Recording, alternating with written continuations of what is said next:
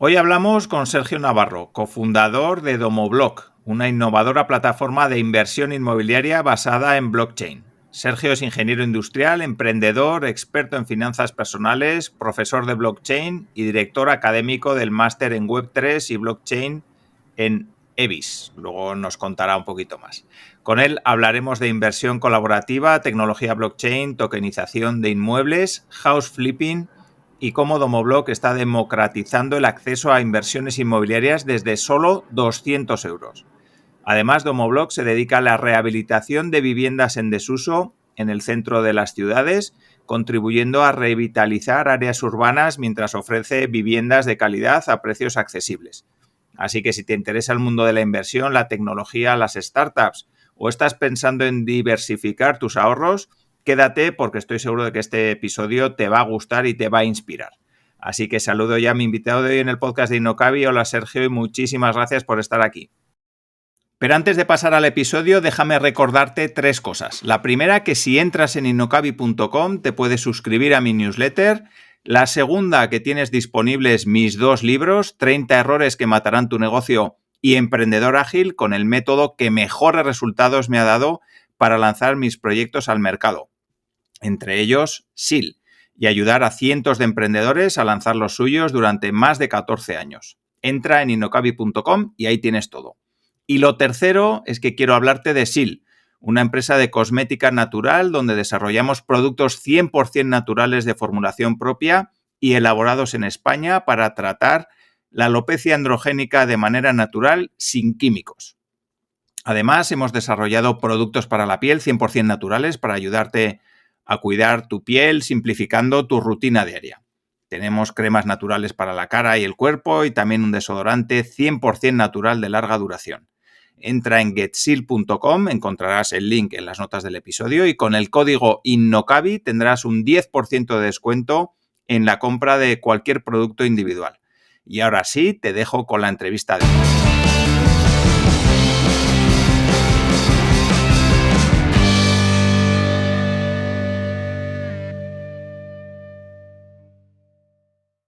Hola, buenos días, Alfonso. Muchas gracias a vosotros por la invitación. Es un placer estar aquí y poder contaros un poquito más sobre este mundo que tanto me apasiona.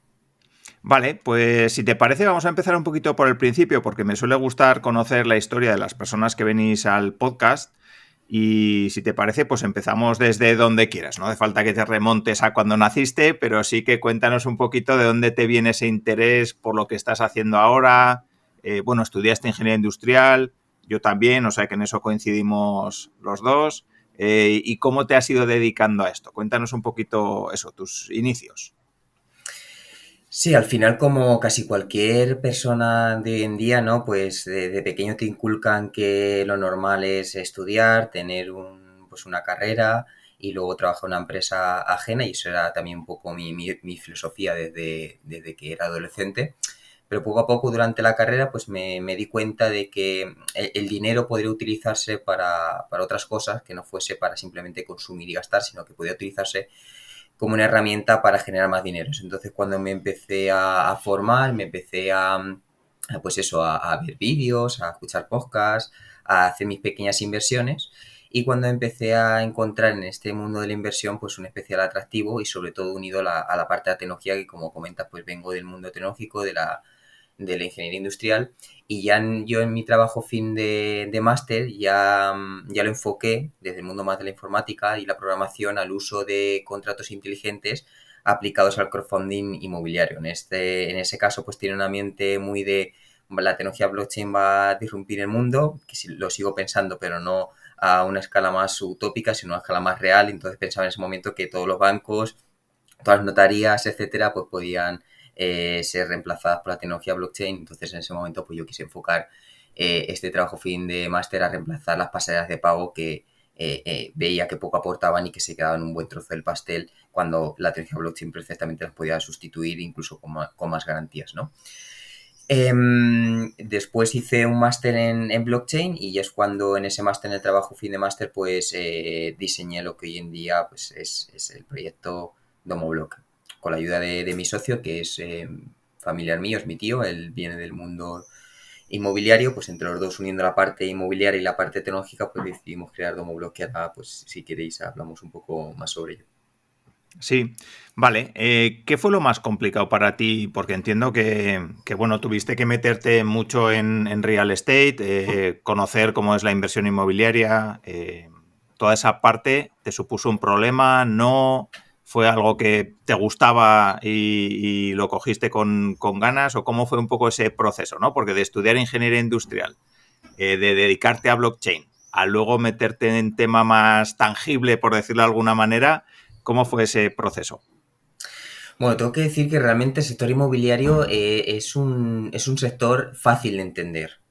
No es como otros sectores un poco más intangibles, como comentas, ¿no? Es bastante tangible.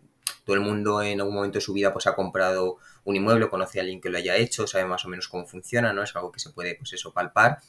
Entonces, entender el sector inmobiliario no es complejo. Lo complejo del sector inmobiliario es hacerte un hueco y generar esa red de contactos, porque es un mercado muy de personas.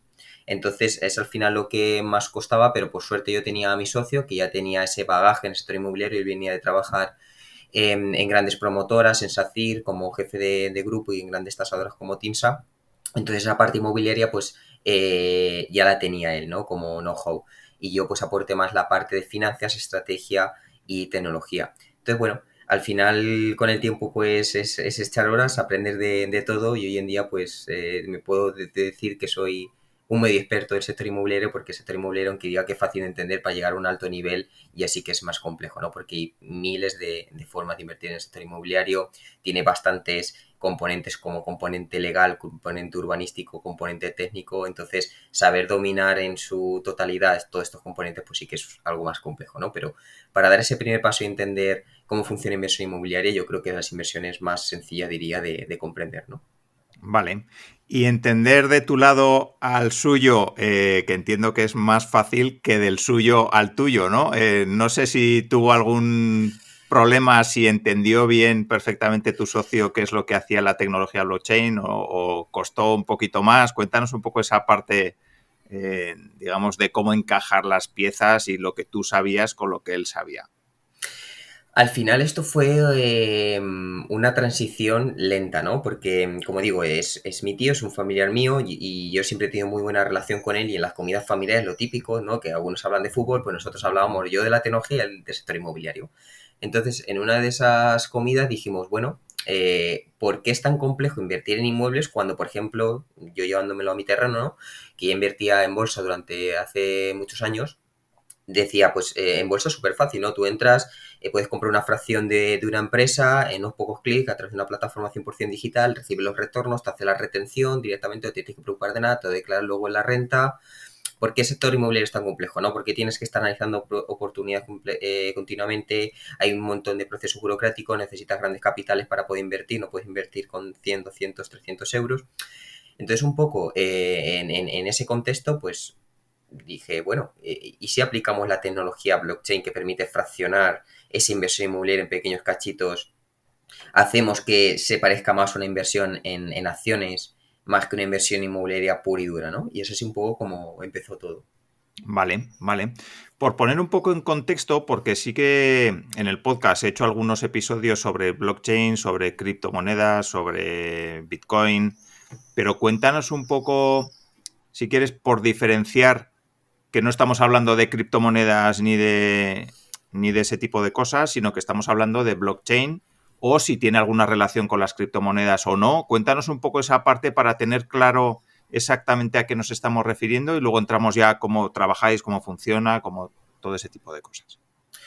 Claro, realmente decir que la tecnología blockchain son las criptomonedas es como si decir que Internet es la dark web o es un e-commerce o es cualquier negocio de nicho, ¿no? Al final, blockchain es una tecnología que se puede utilizar para diferentes industrias, ¿vale? O modelos de negocio. Sí que es verdad que la tecnología blockchain nace con los criptoactivos. El primer criptoactivo o el primer caso de uso de la tecnología blockchain fue Bitcoin, y por eso siempre se asocia al mundo de las criptomonedas, ya que la tecnología blockchain pues ofrece esas bondades y eso fundamentales a lo que es Bitcoin, ¿no? Esa descentralización, esa capacidad de controlar y que no dependa de una entidad externa como un banco, un estado, etcétera. esa transparencia, esa inmutabilidad. Pero realmente, como digo, la tecnología blockchain no deja de ser, por explicado de una forma muy fácil, una innovación en cómo se gestionan los activos. Hasta ahora el Internet solo ha innovado en cómo esos activos se transmiten a través de protocolos de comunicación, pero no cómo se gestionan y cómo se administran. ¿Qué quiero decir con esto? Que antes nosotros, por ejemplo, cuando enviábamos valor por Internet, siempre teníamos la necesidad de tener un agente intermediario que precisamente se encargase de velar entre ambas partes. Es decir, yo si quería transmitir dinero de una persona a otra, tenía que haber un banco que efectivamente en el debe y haber descontase el dinero de mi balance y se lo entregase a favor de la otra persona, porque si no las personas pues acabarían engañándose o se cometería lo que hoy en día se conoce como doble gasto, es decir, que se pudiese gastar el dinero dos veces, por tanto perdería todo el valor. ¿Qué ocurre? Que cuando nace Internet y surgen los protocolos estos de comunicación que comento, realmente no innova en cómo se gestionan esos activos, sino que yo cuando transmito un activo de un lugar a otro, por ejemplo una entrada de cine, se crean copias, es decir, se crea una copia de un PDF y por tanto existe este riesgo de, como digo, de que se pueda falsificar y por lo tanto pierda valor. Lo que ocurre con la tecnología blockchain es que sí que innova en cómo se gestionan estos activos y cuando yo transmito un activo de un lugar a otro no se crea una copia, sino que cambia la propiedad. Es decir, si yo ahora transmito un activo, imagínate un Bitcoin de Sergio Alfonso, ese Bitcoin ya no está a nombre de Sergio, ¿vale? Sino que está a nombre de Alfonso, pero no se está creando un Bitcoin. El Bitcoin es el mismo, ese registro en la base de datos es el mismo. Lo único que cambia es la propiedad. Si esto lo llevamos al mundo de los negocios, pues hay una cantidad de ideas que podemos pensar que podrían ser útiles para mejorar o volver más eficientes pues, modelos de negocio actuales, como puede ser, por ejemplo, el sector inmobiliario, para volver mucho más fácil y menos costoso el proceso de identificación o veracidad de activos, por ejemplo, de artículos de lujo, coches, patentes, títulos universitarios, etcétera. Y nosotros pues decidimos utilizar la tecnología blockchain.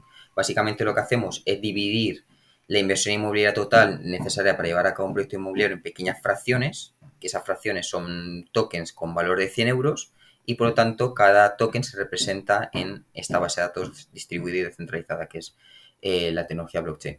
De esta forma, cuando un inversor va a adquirir una de estas participaciones, se crea un registro inmutable en esta base de datos, por lo tanto el inversor puede conocer de primera mano cómo va ese proceso de financiación. Nosotros cuando vamos a invertir en una plataforma que utiliza tecnología blockchain es como una caja negra, ¿no?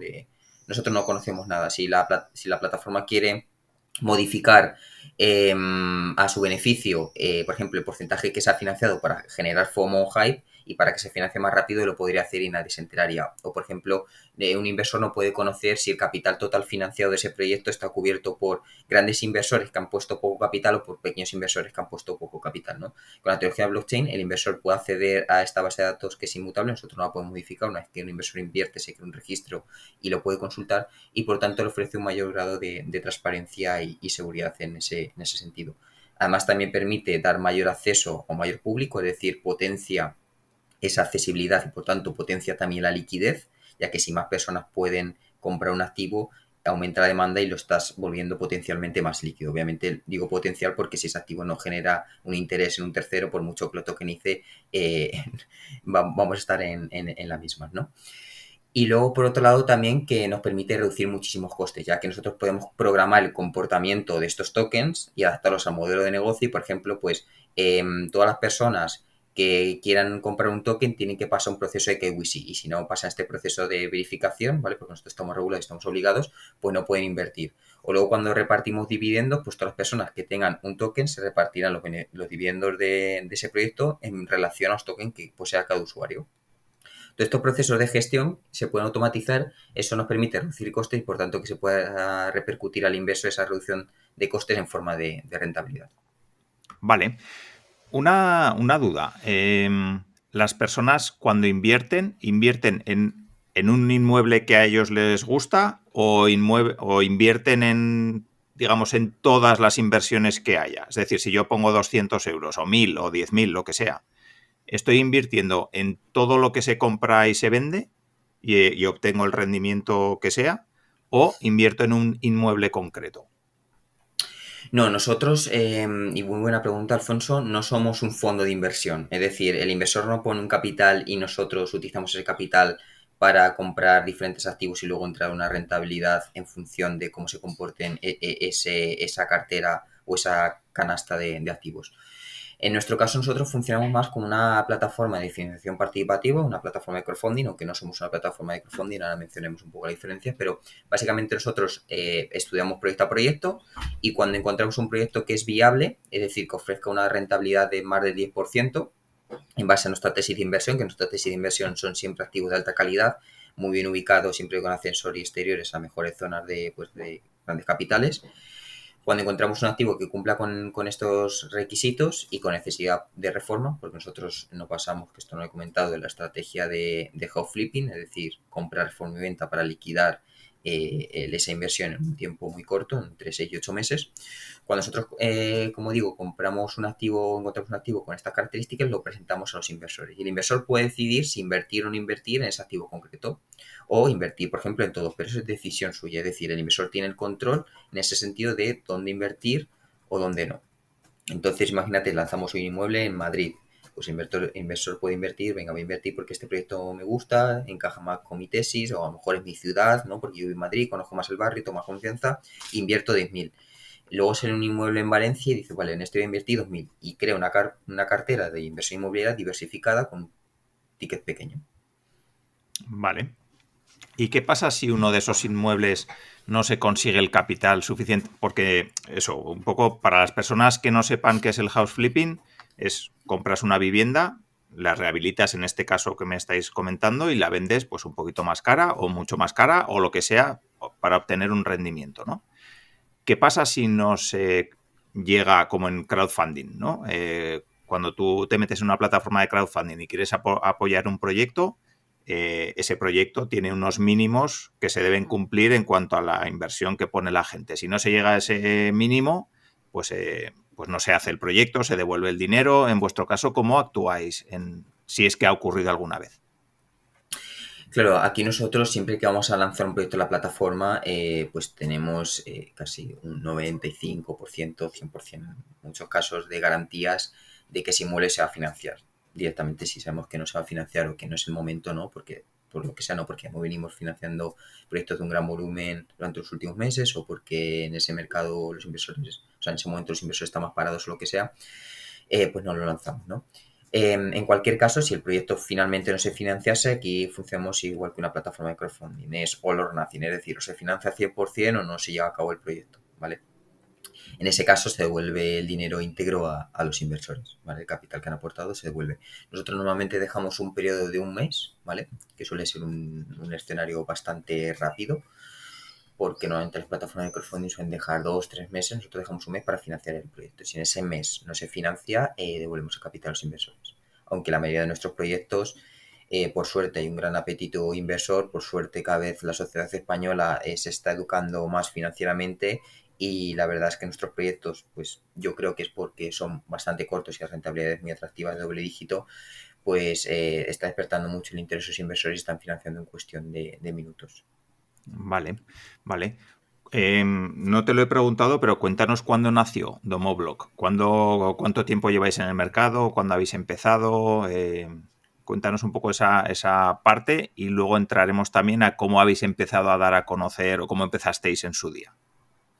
Sí, Domolo que lo constituimos a finales de 2022, pero no empezamos, no, perdona, a finales de 2021, pero no empezamos a operar hasta finales de 2022.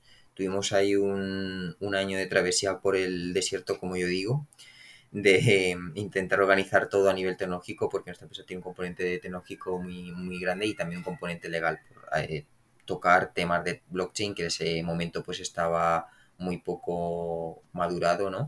Este ámbito y por lo unirlo con la tecnología blockchain pues volvía todo bastante complicado, ¿no? Entonces ese primer año fue un poco para asentar las bases a nivel tecnológico y a nivel legal y luego en 2022, en octubre, si no recuerdo, en octubre-noviembre lanzamos nuestro primer proyecto. Ese año financiamos un total con ese proyecto de unos 180.000 euros. En 2023 financiamos 1,7 millones de euros y el año pasado, en 2024, financiamos 6,7 millones de euros en proyectos inmobiliarios y este año aspiramos a llegar a los 30 millones de euros. Vale, vale. Y Bueno, no sé si hay alguna otra diferencia entre una plataforma de crowdfunding y vosotros, porque eso al final casi lo he explicado yo, no te he dejado explicarlo a ti. No sé si quieres comentar alguna cosa más porque quede claro ese concepto por si se nos ha pasado algo. Sí, realmente la diferencia entre nuestro modelo y un modelo que puede parecer similar a una plataforma de crowdfunding se diferencia principalmente en nosotros, a diferencia de una plataforma de crowdfunding, somos los promotores de los proyectos. Básicamente una plataforma de crowdfunding lo único que hace es unir promotor por un lado e inversor por otro, ¿vale? Pero la relación contractual es entre promotor y inversor. Simplemente la plataforma hace de intermediaria, ¿vale? Pone esa tecnología, es el punto de encuentro donde unos van a buscar capital y otros van a rentabilizar sus ahorros, ¿vale? ¿Esto qué quiere decir? Que la plataforma realmente de crowdfunding no tiene el control sobre los proyectos. Es decir, si algún día esa promotora pues se le va la pinza y decide no pagar, pues la plataforma está atada de manos y pies. Obviamente tiene un mecanismo de seguridad y normalmente suele tener o atar los proyectos con garantías hipotecarias o a través de equity, pero la relación no es directa, como digo, ¿no? En nuestro caso, nosotros somos los propios promotores, es decir, no hay una plataforma por medio, nosotros somos promotor y plataforma al mismo tiempo, ¿vale? Por lo tanto, la relación con el inversor es directa y por tanto nosotros tenemos el control directo también de los proyectos. Eso por un lado con respecto a plataformas y luego con respecto a otros modelos de inversión similares, nuestra principal diferencia es que nos centramos en proyectos de flipping. La mayoría de la competencia se centra en proyectos de obra nueva donde ya estamos hablando de riesgos pues, diferentes, ¿no? No solo está el riesgo del propio proyecto inmobiliario, sino también existe el riesgo de comercialización, existe el riesgo de la construcción, incremento de precios porque las obras duran pues un año, 2 años, 3 años mínimo. Y por supuesto, pues riesgo directamente relacionado con la parte técnica, ¿no? No es lo mismo rehabilitar un inmueble que hacer un proyecto desde cero. Y luego la otra parte es inmuebles de alquiler.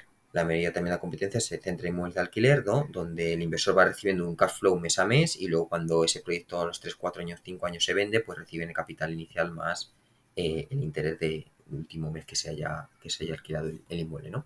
En nuestro caso los proyectos son más cortitos, ¿vale? Estamos hablando, como decía, de 6 8 meses y el inversor entonces invierte en el momento cero y hasta el mes 6 7 8 no recibe el capital, pero cuando lo recibe ya recibe el capital principal más los intereses, ¿vale? Esta sería nuestra principal diferencia a nivel inmobiliario, es decir, la tipología de activos que trabajamos, que no son ni obra nueva ni alquiler, son siempre proyectos, o por lo menos en España, proyectos de house flipping.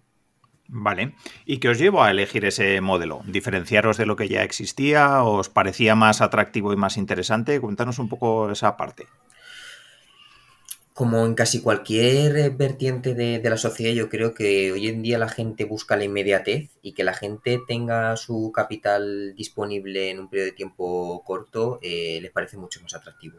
Eso por un lado, ¿no? Porque mm, ya sabemos cómo es la vida, ¿no? A veces no podemos predecir las cosas, ¿no? Cómo van a suceder y tener esa tranquilidad de que probablemente con bastante seguridad recibas el capital en 6 7 8 meses en lugar de en 2 3 4 años, pues al inversor le deja paz mental, ¿no? Entonces este fue uno de los motivos por los que elegimos este modelo. Otros motivos es que las rentabilidades también son superiores, obviamente también el riesgo mayor, la rentabilidad siempre va asociada o casi siempre va asociada al riesgo.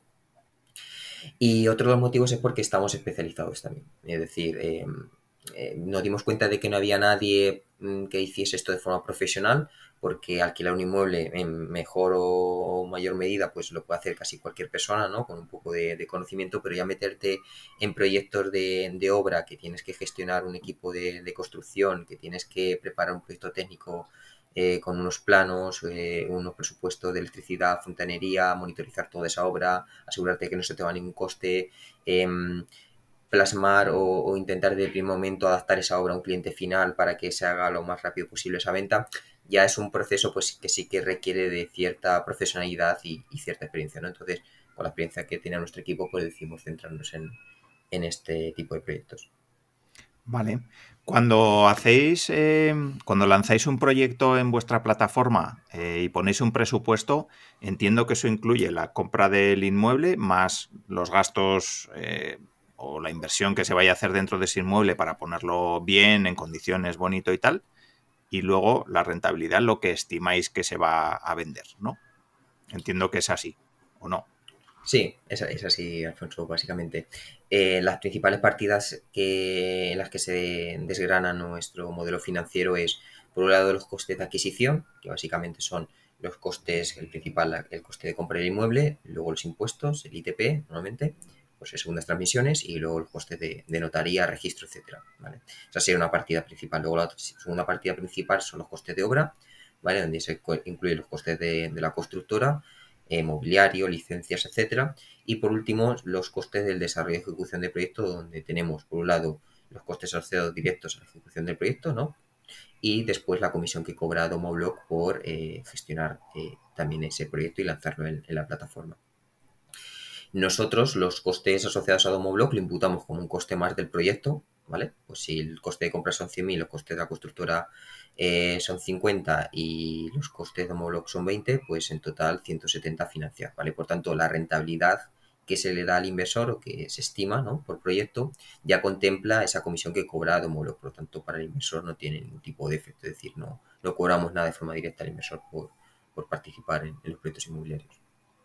Vale, ¿qué pasa si se os va el presupuesto? Si, o sea, entiendo que cuando todo va bien, la verdad es que a mí me está encantando todo lo que estás comentando, pero ¿qué pasa cuando no va tan bien como se espera? Los presupuestos quizá de la reforma pues se te van un poquito de las manos o un muchito, no lo sé.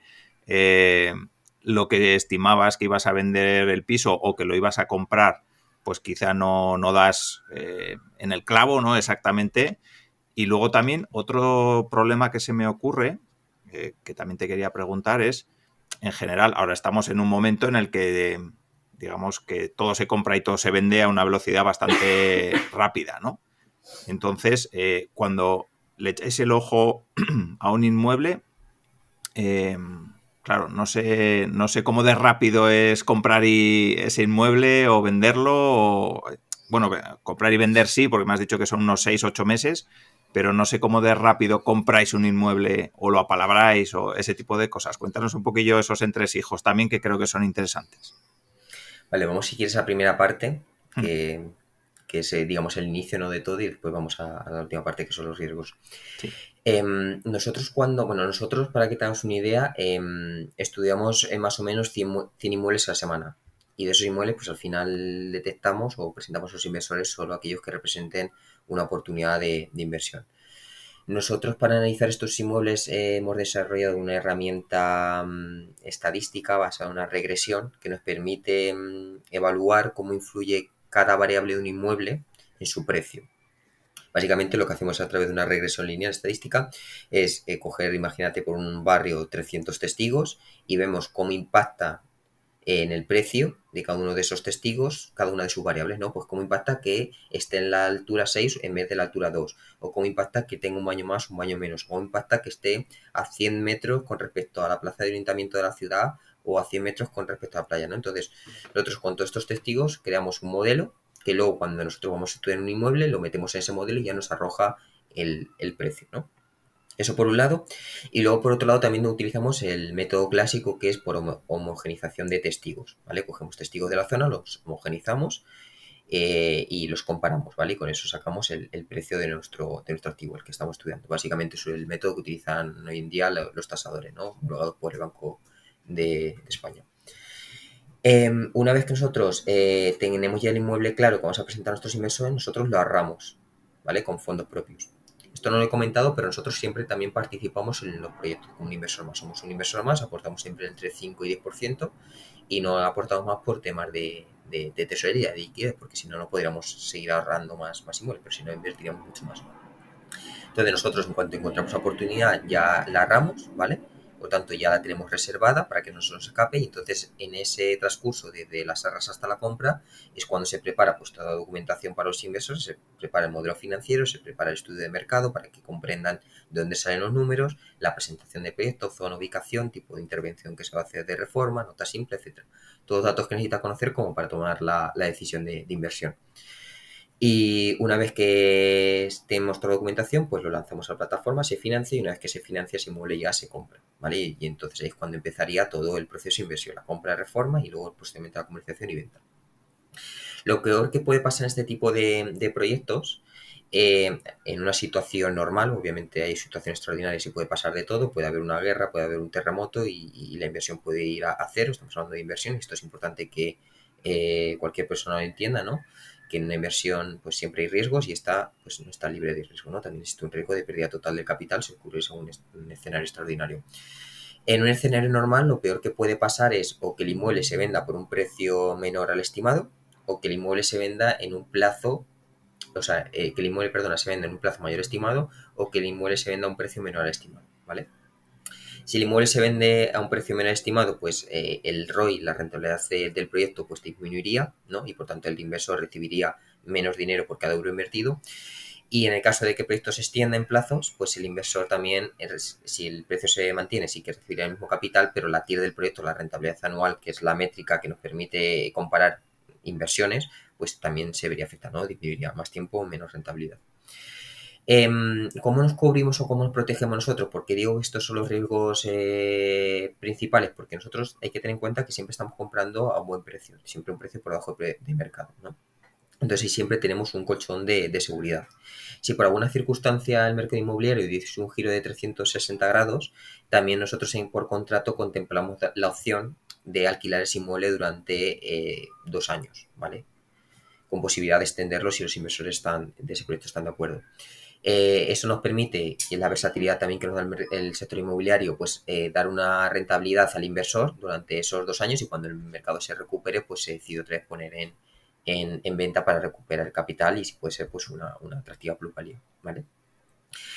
Y luego lo peor que puede pasar también es eso, pues que a lo mejor la estimación de precio de venta no se cumpla y que el inmueble se tenga que vender por menos, ¿vale? Nosotros hasta ahora no hemos tenido ningún tipo de desviación en los costes de construcción porque siempre estos costes de construcción los cerramos por presupuestos, o sea, cerramos el presupuesto antes con la constructora y nosotros vamos desbloqueando el capital por partidas, es decir, pues terminas la partida de demolición, pues te pagamos el 5% o el equivalente a esa partida.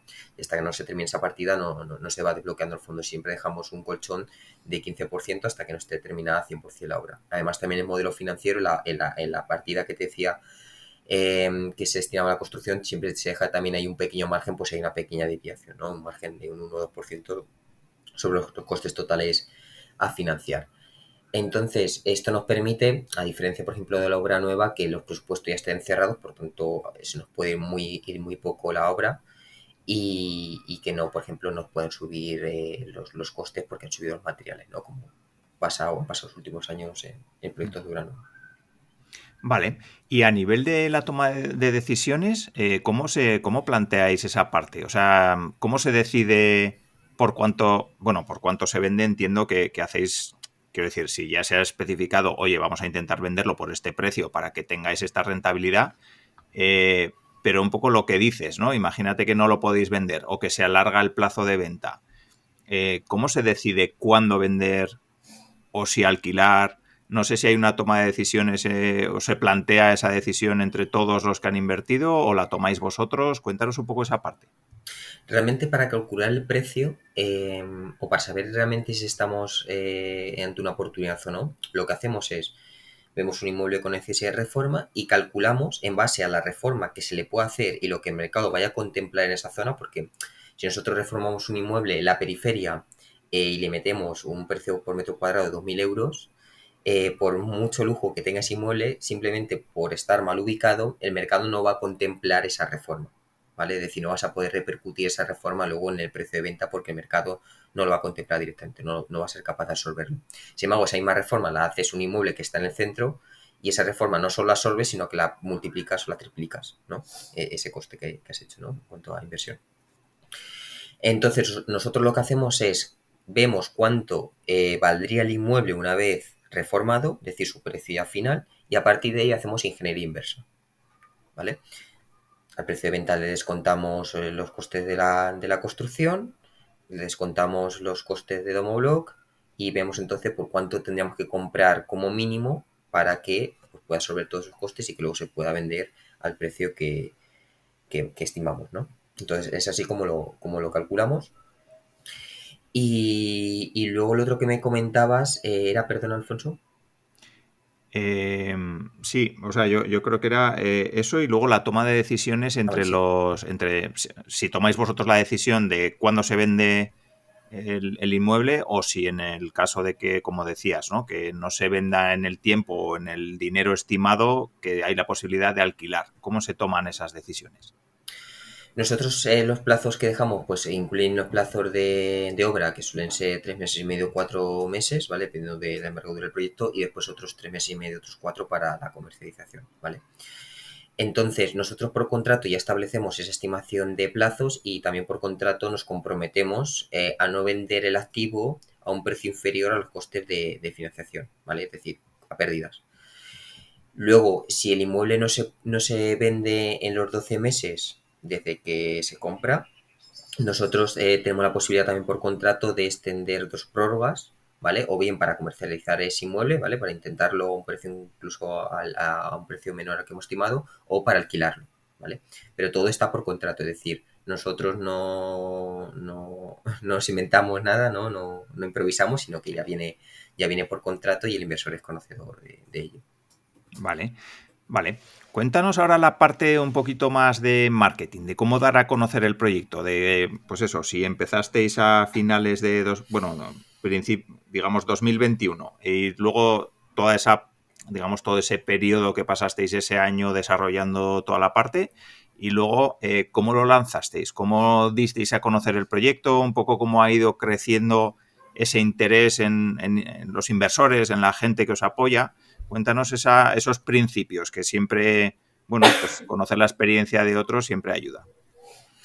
Sí, los principios siempre son duros, la verdad, y el nuestro pues no fue diferente. Financiar el primer proyecto nos costó sudor y sangre y al final se acabó haciendo sobre todo con Family Friends and Fools, es decir, con gente más de nuestro entorno que confiaba ya en nosotros y no sé, por ejemplo, pues gente de nuestra familia, gente de la escuela de negocios de blockchain donde yo daba clases, compañeros de trabajo de mi socio, de los compañeros, pues al final pues gente de nuestro entorno, ¿no? Una vez financiado ya este primer y segundo proyecto con más gente del entorno, gente que conocías de tú a tú en eventos, del sector inmobiliario, etcétera, pues ya cuando tenías un pequeño, aunque sea pequeño histórico, ¿no? Y te avala también la experiencia a nivel personal, ¿no? La experiencia me refiero de cada socio, pues ya es más fácil pues vender tu producto, ¿no? Porque al principio si no tienes nada es muy difícil venderlo, ¿no? O generar esa confianza. Lo puedes hacer, pero siempre cuesta mucho más, ¿no? Entonces, a partir de aquí, pues sobre todo nosotros fuimos trabajando campañas de marketing a nivel, nosotros siempre nos hemos centrado mucho en SEO, es decir, en posicionar muy bien la web, que la web sea rápida, que posicione muy bien los motores de búsqueda, crear un blog con artículos de valor para que la gente aterrice ahí, luego poner banners pues, oye, quieres invertir en inmuebles de 200 euros, generar rentabilidad de doble dígito, o llevarlos a nuestra newsletter donde semanalmente le vamos enviando pues contenido de valor para que se metan en el mundo y poco a poco derivarlos también a, oye, ya que conoces o tienes la base de ahora de la inversión, nosotros te ofrecemos una forma para que puedas diversificar tu portafolio en activos seguros, etcétera, ¿no? Entonces, trabajamos desde los inicios la parte de posicionamiento SEO y la parte de email marketing y luego, pues poco a poco también nos hemos ido metiendo en otro tipo de campañas más conocidas como campañas de Meta, campañas en Google Ads, etcétera. Pero sobre todo también hemos trabajado la parte de colaborar con otros agentes del sector inmobiliario, participar en eventos, hacer ponencias, darnos a conocer también en blogs, en podcasts. Pero sobre todo la fuente principal de captación en nuestro modelo de negocio es el boca a boca, son los referidos. Al final, cuando un inversor tiene una buena experiencia, lo primero que va a hacer va a ser contárselo a un familiar o un amigo, porque al final tenemos que entender que la inversión inmobiliaria es algo bastante aspiracional. Es muy chulo, ¿no? Porque como la gente, es lo que comentaba al principio, ¿no? Como la gente solo entiende que el dinero se puede utilizar para comprar bienes y servicios y no para generar más dinero, cuando una persona con dinero genera más dinero a través de una inversión, eh, le crece mucho el ego, ¿no? Y le gusta pues contárselo a sus amigos, oye, ¿sabes que he invertido en inmuebles y he ganado 1.000 euros? Y encima ya cuando le cuentas que no solo has ganado 1.000 euros invirtiendo en inmuebles, sino que has invertido en 5 inmuebles y solo has puesto 5.000 euros, la otra persona, ¿no? Que te está escuchando te dice, ¿cómo? Yo también quiero hacer eso, ¿no? Entonces yo creo que esta es una de las principales razones de nuestro crecimiento. Al final, el principal marketing que una empresa como la nuestra puede hacer es sacar buenas rentabilidades, cerrar proyectos con éxito, porque eso va a hacer que el boca a boca o la forma de esta inversión pues se corra como la pólvora. Y además también para fomentar y dinamizar mucho más este boca a boca, pues nosotros utilizamos un programa de referidos bastante chulo, ¿vale? Dándole una bonificación a referido y referidor, y también trabajamos a través de un sistema de puntos, ¿no? Que cuando una persona, un embajador que nosotros llamamos, refiere a varias personas, pues va ganando puntos, y con estos puntos pues tiene una serie de ventajas, ¿no? Que todavía vamos a aumentarlas y vamos a volver un poco más sofisticado este programa. Pero básicamente ahora mismo la ventaja son pues más rentabilidad, ¿no? Por cada 3 amigos que invitas tienes un 2% más de rentabilidad en un proyecto, por cada 5 un 4, incluso también se pueden llevar un viaje al Caribe, ¿no? Entonces, bueno, pues esta ha sido una de las principales fórmulas o estrategias de crecimiento, y la que hemos ido potenciando porque nos está funcionando muy bien. Vale, vale.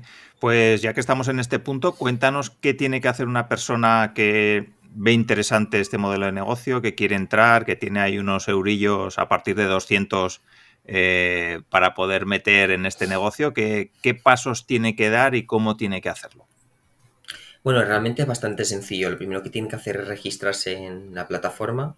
Nosotros tenemos una página web comercial que es domoblog.io, y luego a partir de esa web se puede acceder a la plataforma, registrarse, y una vez que se registra tiene que pasar un proceso de verificación en Know Your Customer.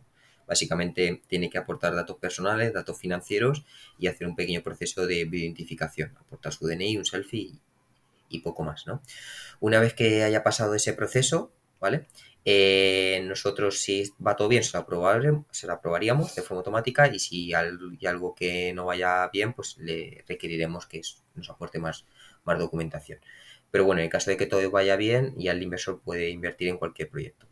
Simplemente, pues nosotros comunicamos por correo y por nuestra comunidad de Telegram cuando se va a abrir un proyecto. Cuando se abre, pues el inversor puede hacer clic al botón de invertir y poner su capital, ¿vale? Sí que es verdad que ahora hemos cambiado un poco la metodología de inversión.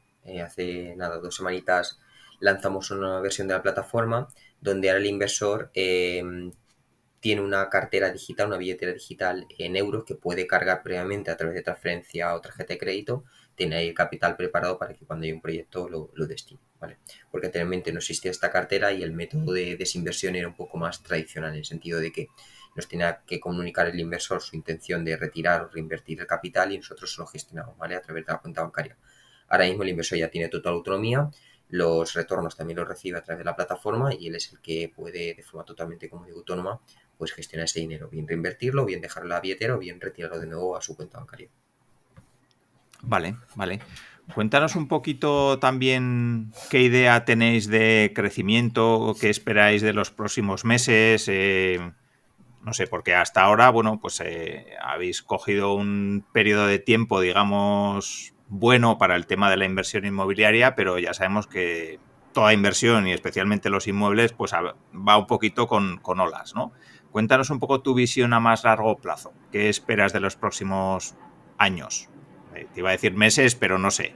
Meses yo creo que lo mismo que ahora, ¿no? Pero igual de aquí a un par de años o así, o 3, o qué expectativas tenéis. Bueno, nuestro objetivo es seguir enfocándonos en un producto de inversión que está despertando bastante interés, y creo que ha sido una de las fórmulas de éxito de nuestro modelo, ¿no? Que es centrarnos en proyectos de home flipping y no abarcar más tipologías de inversión, ¿no? Entonces, seguiremos centrándonos en este tipo de inversiones, y utilizaremos para escalar pues la expansión a otras ciudades de España. Nosotros empezamos principalmente en la ciudad de Valencia, nuestra ciudad natal, ¿no? A nivel empresa me refiero. Y luego también abrimos Alicante, Castellón, es decir, toda la costa del Levante, y este año ya hemos penetrado en Zaragoza, que hace poco lanzamos un proyecto, y justo ayer compramos un inmueble, ya el primero en Madrid. La semana que viene lanzamos otro en Madrid, y iremos pues ampliando en Madrid y Zaragoza. Por el momento este año nos quedaremos en estas 4 o 5 ciudades, pero nuestra idea pues es abrir otras ciudades de España como Sevilla, Barcelona, Málaga, País Vasco, es decir, abarcar todo el territorio nacional, pero centrándonos siempre en este producto de inversión. Nuestra perspectiva también a más largo plazo es al final poder ofrecer nuestra tecnología y nuestro know-how a nivel de análisis de proyectos para otros promotores que necesiten pues financiación o necesiten algún sistema para estudiar los inmuebles y que puedan hacerlos a través de nosotros. Es un poco nuestra perspectiva. Y luego también expandirnos a mercados internacionales. Nosotros ya tenemos un proyecto en México, en Tulum, donde aquí la modalidad de inversión sí que es un poco diferente, no es house flipping, sino que es un proyecto de build to rent, es decir, un proyecto de obra nueva para luego alquilarlo en alquiler turístico, ¿no? La modalidad de alquiler turístico. También tenemos puesto el foco en Miami, o bien para también alquiler turístico, o bien también para hacer un house flipping, no tanto como aquí en España hacemos con los pisos, pero sí en casas, ¿no? Duples o unifamiliares que en América pues son muy populares y que también tienen mucho potencial.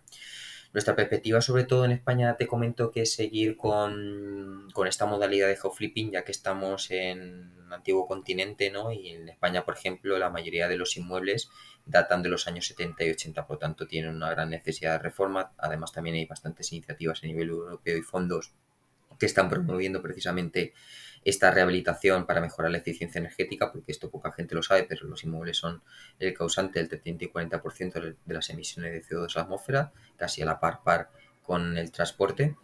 Y nosotros pues estaremos ahí precisamente para renovar estos inmuebles, adaptarlos a necesidades de confort, seguridad y necesidad del cliente, ¿no? de hoy en día.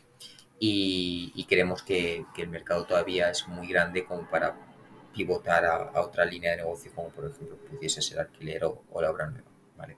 Aunque sí que es verdad que se nos ha pasado ya en varias ocasiones por la cabeza el tema de la obra nueva, sobre todo para construir vivienda asequible, porque sabemos el problema que existe hoy en España entre la oferta y la demanda. Hay muy poca vivienda construida y mucha gente con necesidad de vivienda, y esto está haciendo que pues, los precios se encarezcan. Entonces, bueno, si podemos hacer algún proyecto para aportar también nuestro granito de arena en esta línea, pues probablemente también no lo descartamos, sobre todo con vivienda modular o prefabricada. Estamos Ujú. también echándole un ojo a esa parte, porque los tiempos pues son mucho más pequeños que la obra nueva. Vale, vale, perfecto. Cuéntanos un poquito sobre ti. ¿Cómo gestionas tu día a día? ¿Cómo es el día a día de un fundador de una startup como la tuya? ¿Cómo compaginas tu vida personal y profesional? Si haces deporte, si no, si te cuidas, si estás todo el día ahí pensando en Domoblog y te olvidas del resto del mundo. Cuéntanos un poquito esa parte. Bueno, la verdad es que mi día a día es complicado, ¿no? Ahora ya no tanto, pero al principio era trabajar mínimo 12 horas al día, 14, 16 algunos días, no salir, como yo digo, de la cueva. Ahora sí que es verdad que estamos en un momento un poco más, no tranquilo en cuanto a crecimiento de la empresa, porque ahora mismo pues, vamos con un ritmo mucho más elevado, pero sí que es verdad que ya tenemos una estructura más grande que me permite a mí un poco más liberarme de algunas tareas, por ejemplo, más operativas, ¿no?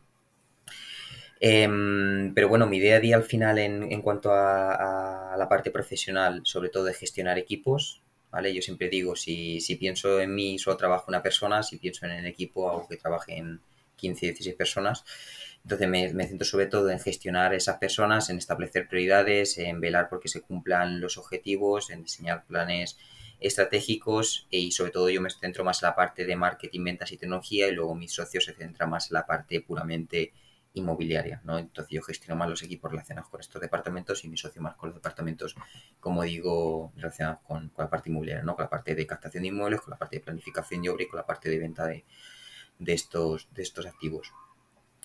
Pero bueno, esto no quita que en el mundo del emprendimiento siempre hay que apagar fuegos y que muchas veces pues tenga que hacer tareas un poco más operativas o que realmente no corresponden tanto a una labor de un CEO. Pero bueno, hasta que no creas una estructura muy grande es inevitable, ¿no? Unos procesos bien definidos, porque en estos momentos de crecimiento tan elevado, cuando ya crees que algo está establecido o preestablecido, creces y se rompe todo y tienes que volver a construir, pero cuando has construido otra vez se vuelve a romper. Entonces es difícil, ¿no? Lidiar con estos crecimientos, pero bueno, es cuestión también de poner foco en las prioridades y pensar en si lo que estás haciendo ahora va a tener un impacto a largo plazo o simplemente es una tarea que para tapar un parche o para resolver un problema momentáneo, ¿no? Entonces, siempre intento pues que ese tipo de tareas se deleguen. Y luego, en cuanto a mi parte personal, sí me gusta hacer ejercicio. Sí que es verdad, pues obviamente cuando era, por ejemplo, estudiante, ¿no? hacía más ejercicio que ahora, pero no, siempre intento, pues yo voy al gimnasio, siempre intento ir al gimnasio 2, 3 veces a la semana. Me gusta también bastante cuidarme en cuanto a alimentación y descansar. La verdad es que esa parte sí que la cuido mucho porque sé que el descanso al final luego tiene una relación directa con la productividad y cuando no descanso pues es que no voy como un zombie, ¿no? No soy capaz de pensar correctamente. Entonces sí que es verdad que cuido bastante esa parte de descanso y alimentación, ¿no? Que van un poco también de la mano junto con el ejercicio a nivel de cuidado mental y personal. Y luego también me gusta leer, me gusta también ver series o leer libros que siempre pues tengan que ver algo con mi negocio o con el mundo de la inversión o las finanzas, aunque también leo menos de lo que me gustaría y también pues siempre me gusta mucho aprender cosas nuevas y formarme y bueno, pues siempre estoy ahí haciendo pequeños cursillos, también quiero meterme ahora en un máster, ¿no?, de inteligencia artificial, ¿no?, para aplicarlo al mundo de los negocios, aunque pues al final el día a día siempre te absorbe la parte operativa y siempre dedicas menos tiempo, pero intento de no descuidarlo, ¿no? Vale, vale. Y a nivel de, porque tú eres ingeniero como yo sé qué cosas me han costado más para lanzar proyectos a mí a nivel personal por mis gustos, mis aficiones, mi preparación, mi mente. No sé si a ti te habrá pasado igual y por eso quiero que me lo cuentes. Para lanzar una startup, perdón, tienes que aprender un montón de cosas, tener, bueno, pues controlar de muchos aspectos propios de una empresa. ¿Qué es lo que más te ha costado? ¿Dónde has visto más dificultades para ti? No sé si en las ventas, en la parte de marketing, no sé si en la parte de, bueno, la tecnología entiendo que no porque lo has trabajado mucho, pero de todas las partes y todas las áreas que engloban lanzar una empresa, ¿qué es lo que más dificultades has visto? ¿Y cómo las has superado? Bueno, al final yo creo que lo más difícil al principio es empezar, como comentábamos antes, lanzar ese primer, segundo, tercer proyecto, darte a conocer, generar suficiente confianza en el mercado, en los proveedores, en los clientes para que el negocio empiece a escalar o incluso también en los empleados, ¿no? Porque al final cuando estás en un proceso de contratación, tu empresa tiene que ser sexy, tiene que ser atractiva, ¿no?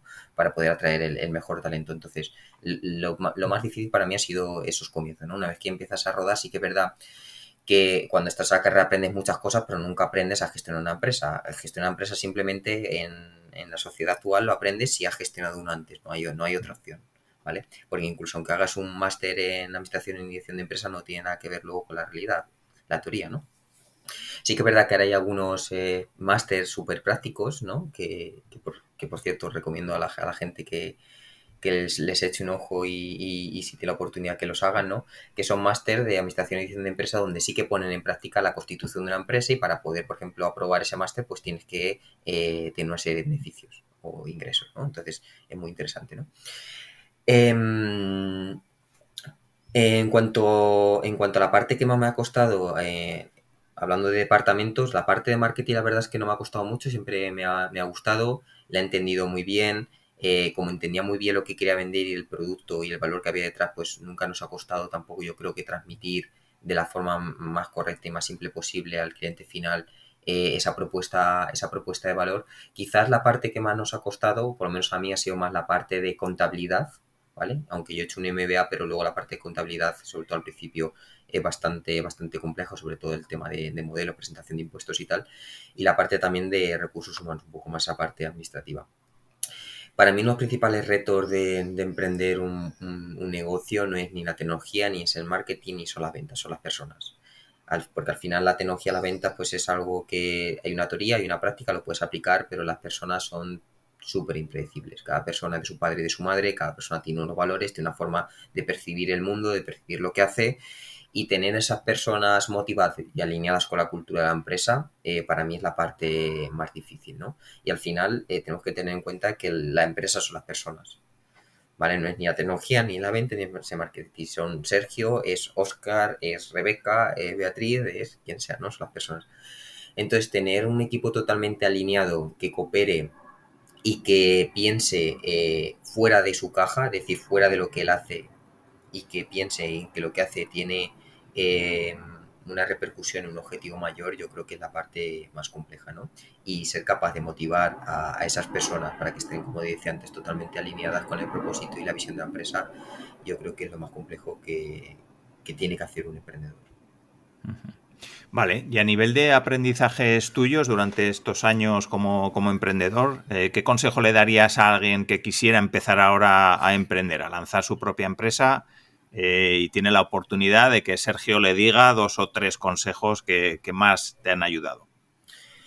Me voy a quedar solo en uno y creo que para nosotros ha sido, ya lo he comentado, y ha sido un punto clave y es poner foco, no dispersarse. Es decir, al principio cuando creas una empresa es muy fácil prostituirse e intentar pivotar eh, a otras verticales, o aunque tengan una relación con la empresa, es muy fácil o pensar que voy a pivotar una vertical por ganar algo de dinero en ese momento, pero que realmente no tiene que ver de forma directa con la propuesta o con la visión inicial que tenías de la empresa. Y al final tenemos que tener en cuenta que cuando emprendemos un negocio vamos a tener probablemente, a no ser que tengamos mucha suerte, poco capital, pocos recursos y mucha motivación, eso sí, pero con pocos recursos y poco capital lo único que podemos hacer para que las cosas salgan bien es poner foco 100% en una cosa y esa cosa tiene que ser la visión que tenga la empresa en ese momento o el motivo por el que se creó. Para llevar un poco más esto a mi terreno y bajarlo más a tierra, nosotros, como te decía, pues al principio cuando lanzamos esta plataforma de inversión, nos ofrecían proyectos de alquiler, nos ofrecían proyectos de inversión de energía renovable, nos ofrecían proyectos de inversión de obra nueva, nos ofrecían proyectos de inversión de flipping, pero no en centro de ciudad, sino en periferia. Entonces, claro, todos estos modelos, aunque puedan parecer similares, que eso ofrece una rentabilidad a un inversor final, cuando te lo llevas al modelo de negocio, implicaría hacer diferentes campañas de marketing, tener diferentes perfiles que conozcan diferentes áreas, tener diferentes proveedores o diferentes partners con los que puedas colaborar. Entonces, implicaría que tus recursos, que son pocos, se dispersen. Y aunque vayas a ganar 1.000, 2.000 euros o el dinero que sea, ¿no? En alguna de estas líneas, al final estás perdiendo el foco en tu negocio principal y probablemente no escales en ninguno, ¿no? Entonces, yo diría que uno de los principales consejos que yo doy es que se ponga en el foco en lo que se hace y una vez que ya tiene la estructura suficiente para poder abarcar más, que entonces en ese caso, pues obviamente verticalices tu modelo de negocio y lo expandas, ¿no? Si lo consideras necesario, pero que al principio pongan 100% el foco en el motivo por el que nació la empresa.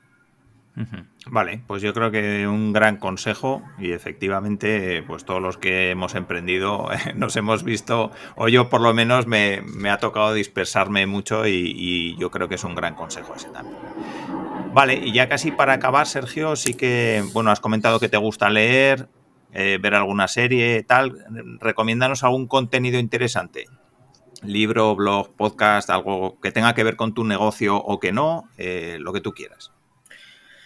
Voy a recomendar dos libros. Uno es un clásico de la inversión y las finanzas personales y probablemente mucha gente se haya leído, pero si todavía no está familiarizado con el mundo de la inversión, recomiendo el libro de Padre Pobre, Padre Rico de Robert Kiyosaki, que es un libro de finanzas personales que nos hace entender cuál debe ser nuestra relación con el dinero, ¿no? Nos hace entender lo que es un pasivo, lo que es un activo y cómo podemos utilizar el dinero para que juegue a nuestro favor y no para que produzca el efecto contrario, ¿no? Que nos produzca estrés, no produzca que el dinero es malo, que genera problemas, sino justo lo contrario. Es un libro muy recomendado para iniciarse en ese mundo de la inversión y cambiar ese chip.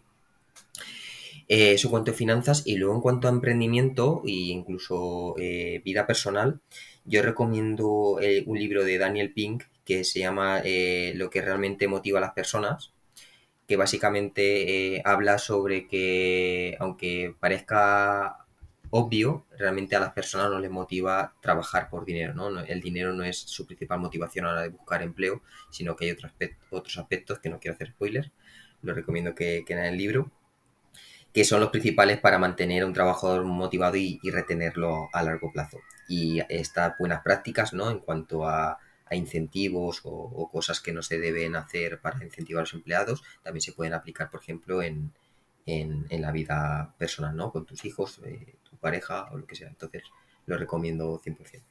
Vale, perfecto. Pues ahí lo dejo en las notas del programa y ahora sí que ya las personas que quieran saber más de ti, que quieran conocer más Domoblog, que quieran invertir, dónde te pueden encontrar, cómo pueden entrar en la plataforma, lo que tú quieras. Bueno, nosotros somos bastante activos en redes sociales, entonces nos pueden encontrar a través de nuestra cuenta de Instagram, que se llama Domoblog. A mí a nivel personal, que de vez en cuando pues publico posts en LinkedIn como Sergio Navarro Peñaranda, y luego pues también pueden entrar en nuestra plataforma a través de domoblog.io y ahí echarle un ojo a toda la información y acceder a la plataforma y poder registrarse. Bueno, Sergio, y ya casi para ir acabando, ¿algún regalito que puedas ofrecer a las personas que están escuchando el podcast? No sé si tenéis algo en Domoblog que podáis ofrecer. Claro, Alfonso, en agradecimiento por la invitación, a todos los que nos están escuchando les podemos ofrecer un regalo de 50 euros si hacen una inversión o si su primera inversión en Domoblog es superior a 500 euros, le podríamos regalar 50 euros para que lo puedan utilizar en la próxima inversión. ¿Qué te parece, Alfonso? Vale, perfecto. ¿Y eso es con algún cupón o cómo funciona? ¿Os dejo un link que me vas a pasar en la descripción del programa? Claro, podemos dejar un link, el usuario pone su correo en ese link y una vez ya que se registra la plataforma, nosotros ya machamos ese correo con el registro y ya cuando haga la inversión directamente pues se podrá aplicar la bonificación. Vale, perfecto. Pues ahí lo dejo en las notas del programa también. Y nada, Sergio, solo me queda darte las gracias. Creo que ha sido una charla muy chula. Hemos conocido un proyecto que a mí personalmente, como me gusta la tecnología y me gusta la parte de inmuebles, pues me ha parecido un gran proyecto, así que muchísimas gracias por compartirlo. Gracias a ti, Alfonso, y hasta la próxima. Muy bien, pues nada, muchas gracias a las personas que habéis escuchado el episodio, espero que hayáis descubierto un gran proyecto, que os haya picado por lo menos la curiosidad, que vayáis a domoblog.io y le echéis un ojo a la plataforma, que merece la pena, y como siempre nos vemos en el siguiente episodio del podcast de Innocavi. Un saludo.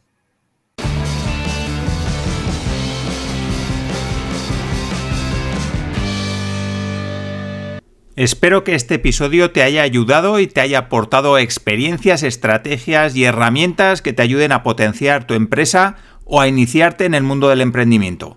Recuerda que en innocavi.com encontrarás todas las herramientas, contenidos y estrategias que te ayudarán a convertir tu idea en un negocio real. Puedes empezar con uno de mis libros, con el curso online de Lean Startup o uniéndote al Club de los Ágiles, una mentoría grupal para personas que están dispuestas a invertir en su proyecto y convertirlo en un negocio real.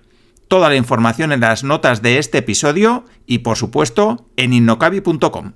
Nos vemos dentro.